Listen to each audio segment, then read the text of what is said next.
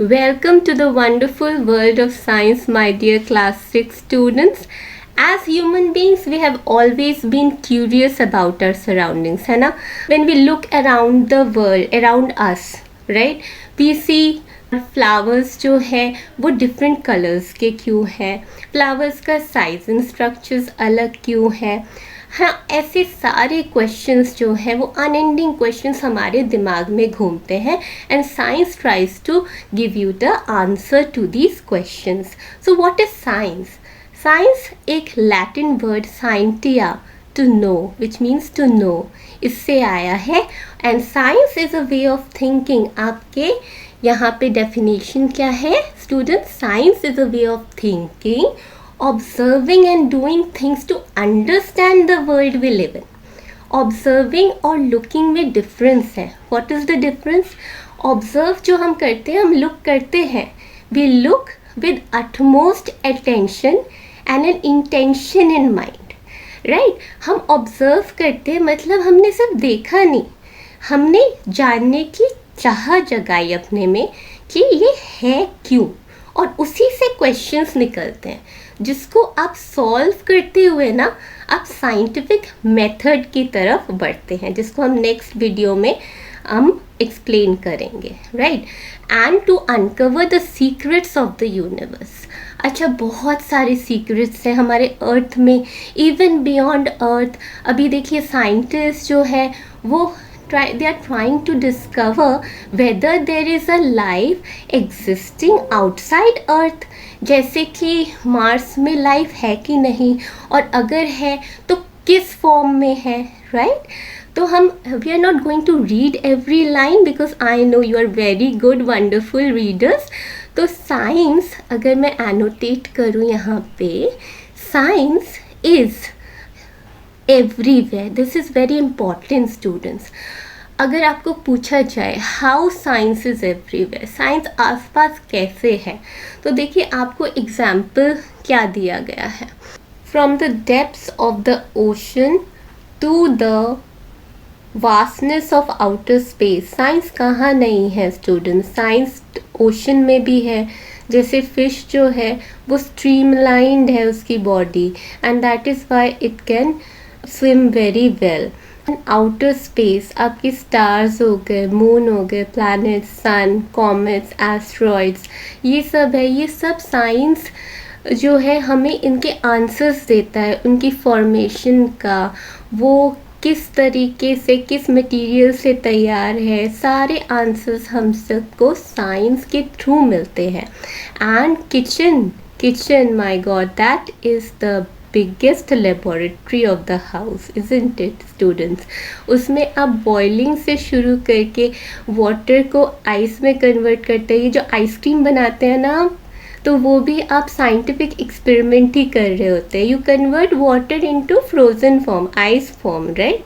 And then playground में even your seesaw is an example of a scientific thing. okay, scientific principles के basis पर ही ये things काम करती है. now the next thing is that ये जो मैंने यहाँ लिख रखा है, how science is like a puzzle. Science puzzle कैसे है? पजल देखिए आप ज्वाइन कर करके एक पजल को सॉल्व करते हैं. राइट? तो साइंस जो है एक बड़ा अनएंडिंग पजल है. ये अनएंडिंग क्यों है? क्योंकि आपने एक पजल सॉल्व कर लिया. फॉर एग्जाम्पल आपने ये समझ लिया कि okay, suppose there is life outside earth. Fine. Now the next question that crops up in your mind, what is the form like? Is it an alien like we see in the movies, वैसे form में है, या जो life है वो smaller forms में है like insects, या फिर किसी और ही फॉर्म में है जिसको हम जानते तक नहीं. सो ये अनएंडिंग क्वेश्चंस है ना. आपने एक सॉल्व कर लिया किसी चीज़ को, मतलब ये नहीं कि that's it, end of it. No, there are so many questions cropping up due to the solutions we give ourselves. Right? So it is an unending huge jigsaw puzzle जिसको सॉल्व करने में तो बहुत मज़ा आता है। और आप और हम सब मिलकर ना अन्वेषण में, जो कि एक फ्री एजुकेशनल प्लेटफॉर्म है, please subscribe to this channel. हम सब मिलकर ये अनएंडिंग क्वेश्चंस ना आपस में करेंगे और सॉल्व करने की कोशिश करेंगे। Let's make science fun, right. Now even मैंने आउटर स्पेस का एग्जाम्पल दिया, अब अर्थ की बात ले लें।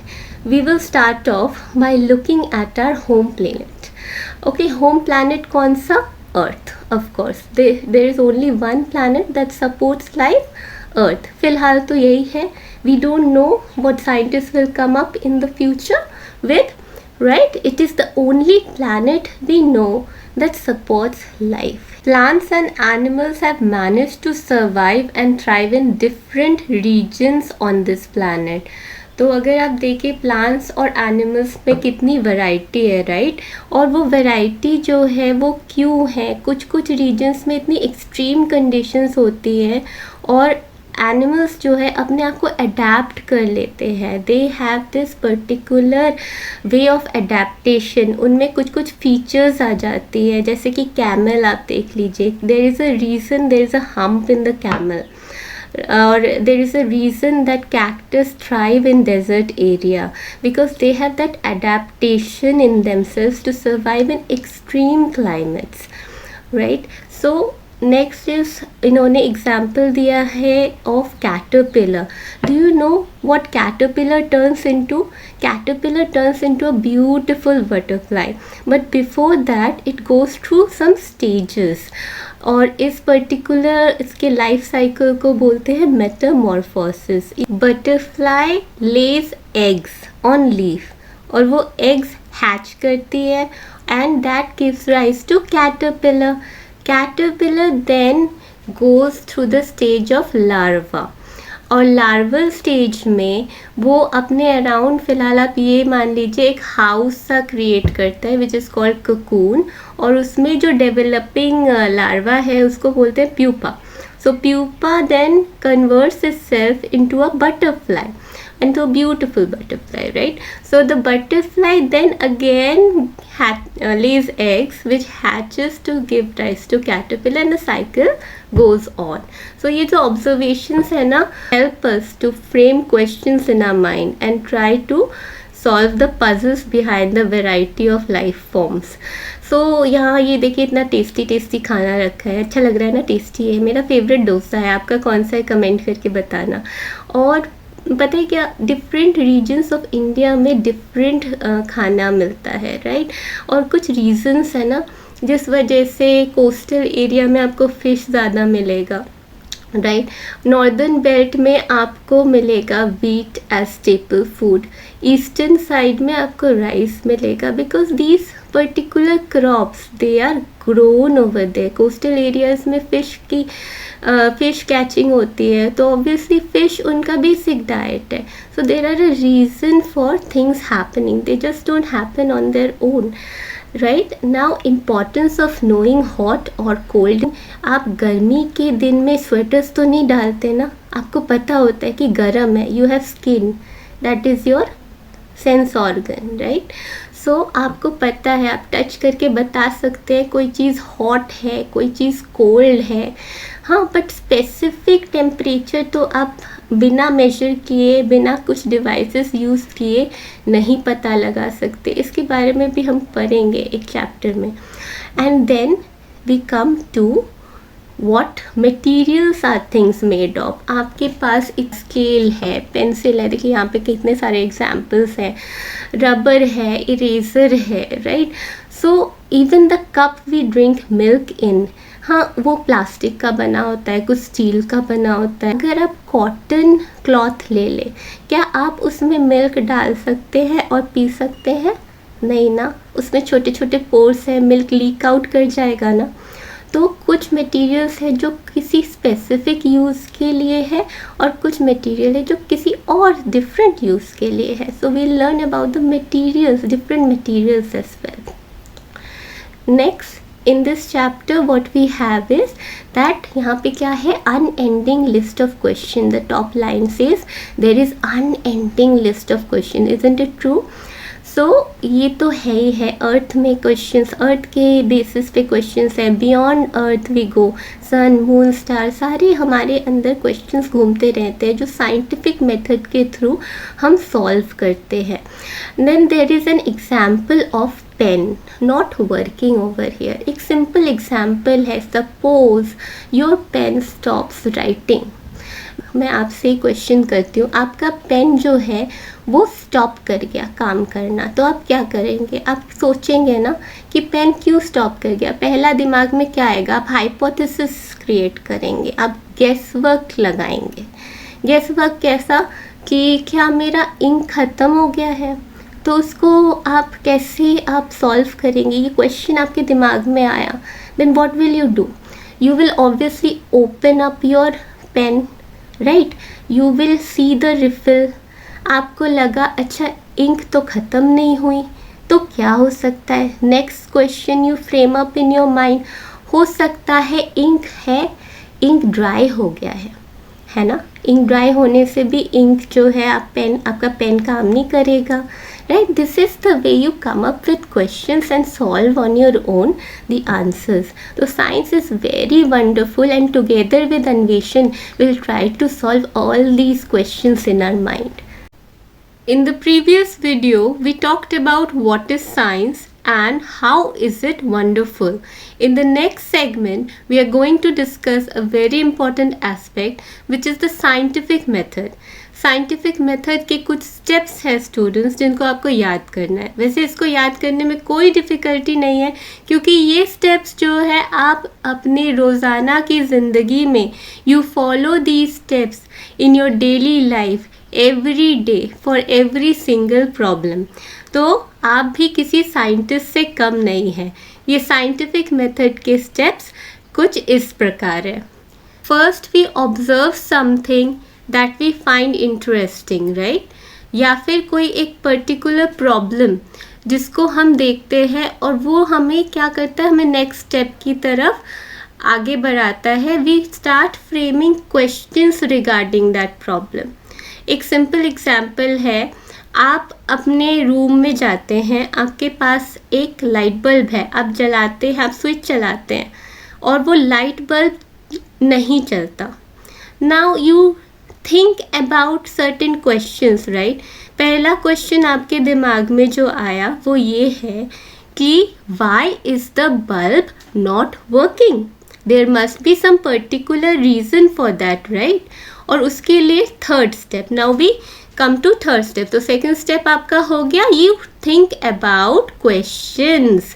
तो ये बुक आपको बहुत ज़्यादा इस पे एम्फसाइज कर रहा है. You try to form and frame questions in your mind regarding the things you observe.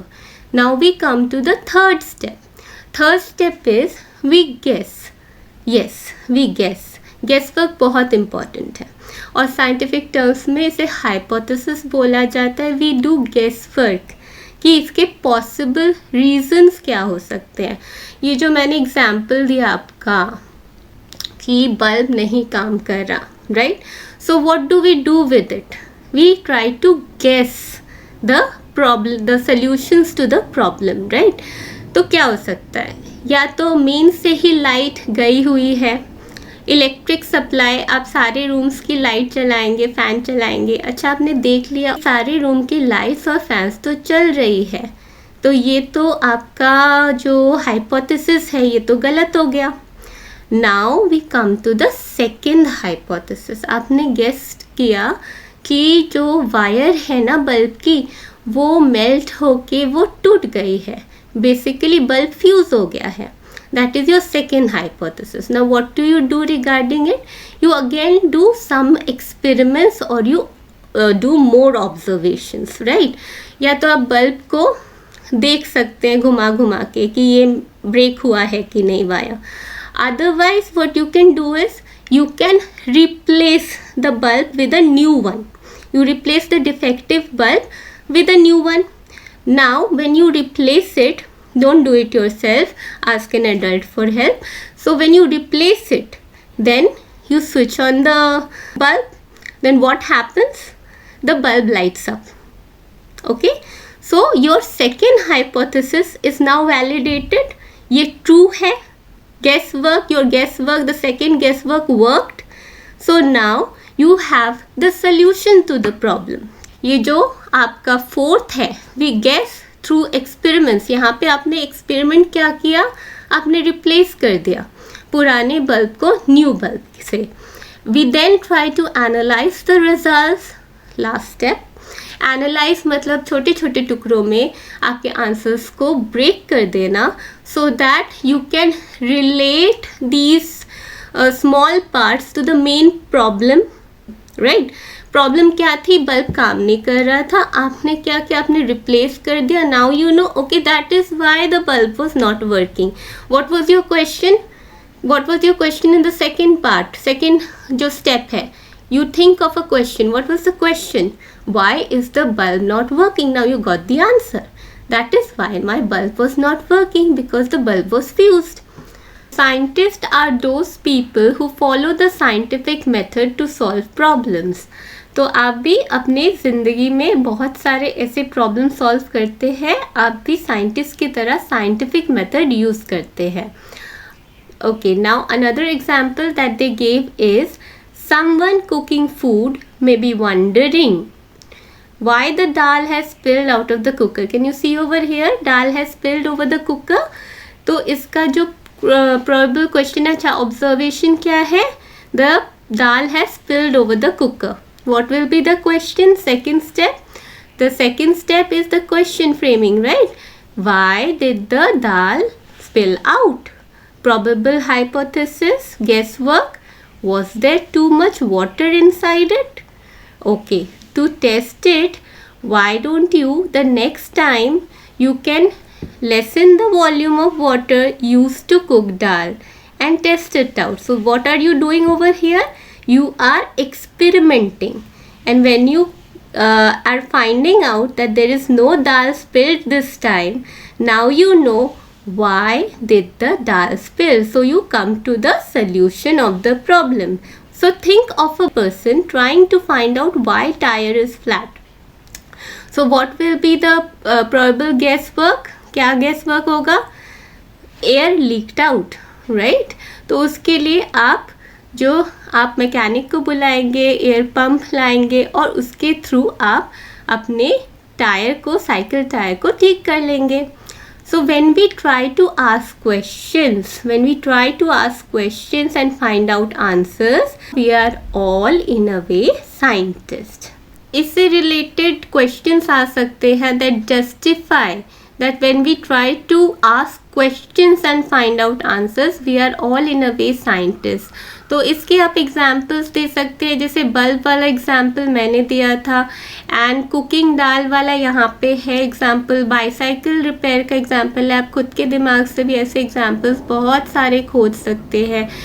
Another important thing is that always try to find out the hows and why of thing. Very important.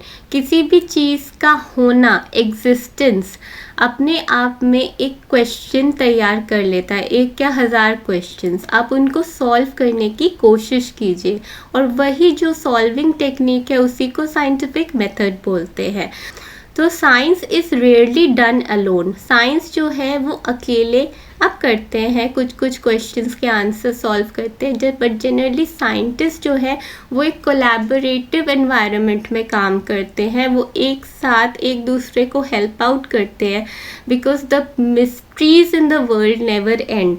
और इस unending mystery को मैंने पहले की video में बताया था, science is an unending huge puzzle. ये पजल वर्क सॉल्व करने के लिए एक का काम नहीं बनेगा. बहुत सारे scientist they work in a collaborative environment to find solutions to problems in the scientific method, by using the scientific method. And then in the last, like children enjoy the rain, science is all about joyful exploration. Very important, because science को आप बस एक बहुत mundane subject मत मानिए, ये डल subject नहीं है. It is a joyful exploration. जितने आप क्वेश्चंस करेंगे उतने आप सोल्यूशन खोजने की कोशिश करेंगे. आप और हम अन्वेषण में यही करेंगे. Will frame questions, will ask each other, will try to make a collaborative free education platform for all, and that is the aim of this channel, students. Please subscribe and let your friends also know about this channel. Thank you.